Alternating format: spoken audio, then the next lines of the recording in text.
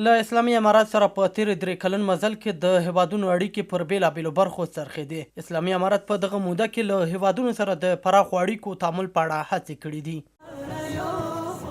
د افغانستان په اړه کارپوهان د نړیوالو پر سیاستونو نیوکې کوي او وایي چې له لسیزو راهیسې بهرنیو هیوادونو د افغانستان پر وړاندې دوه مخی سیاست لوبولی دی. کارپوهان وایي هیوادونه د خپلو موخو ترلاسه کېدو لپاره اسلامي امارت سره اړیکې پالي او غوښتنه کوي چې اسلامي امارت د له هیوادونو سره اړیکو پاللو په برخه کې له دقت نه کار واخلي. د دوی په باور په داسې حال کې چې نړیوالو هیوادونو افغانان له ګډو ستونزو سره مخ کړي، پر وینا یې همدا زبرځواک هیوادونه اوس هم اسلامي امارت لپاره پلمې لټوي او وایي ترڅو چې دوی خپل سیاسي اهدافو ته ونه رسیږي د افغانستان په اړه به مثبت لیدلوری ونه لري.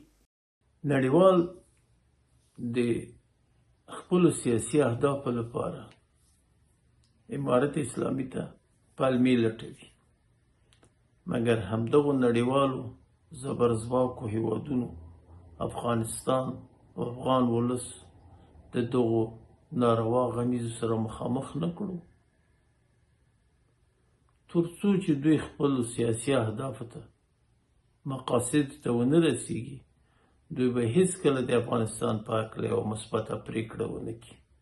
دغه راز کتونکي د افغانستان په اړه د نړیوالو روان سیاستونه دوه مخي یادوي او زیاتوي چې د غربي نړۍ د ناوړه سیاستونو په پایله کې افغانستان له پرمختګونو غورځېدلی، وایي چې د نړۍ زبرځواک هیوادونه تل د افغانستان پاتې کېدو په پار سیاستونه کړي دي.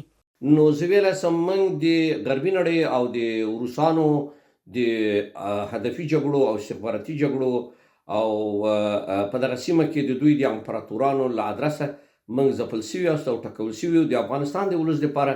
یا د سیاستمدارانو دولتمدارانو دپاره پکار دی چې موږ باید غیر منسلک سیاست نه کار واخلو تر څو پورې نور په دې سیمه کې د جګړو او د استخباراتي مبارزاتو پلانونه نور خنثی کړو او څنګه چې غربي نړۍ د موږ سره دوه مخی لوبه کړې ده، دغسې شرقي نړۍ یا روسان هم موږ سره دوه مخی لوبه کړې ده. دا په داسې حال کې ده چې اسلامي امارت له نړۍ تل د نیکو اړیکو غوښتنه کړې او ټینګار یې کړی چې افغانستان له 40 کلونو وروسته د جګړو راوتلو او له ټولو هیوادونو سره اقتصاد محوره اړیکې غواړي.